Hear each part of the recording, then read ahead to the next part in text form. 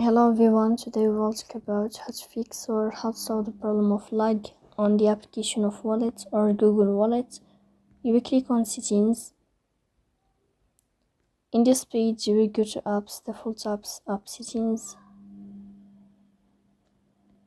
On above you will search about Google Wallet and you will click here. Then in this page of App Info you will click on First Stop and you will click OK. Here you will enter to the window of storage. Then we click on Clear Cache. But pay attention, don't click Clear Data because that can delete your account or can cause you errors on your app. Then you will go to Play Store. You will search about Google Wallet. If you find update here, then you can update your app, so please don't forget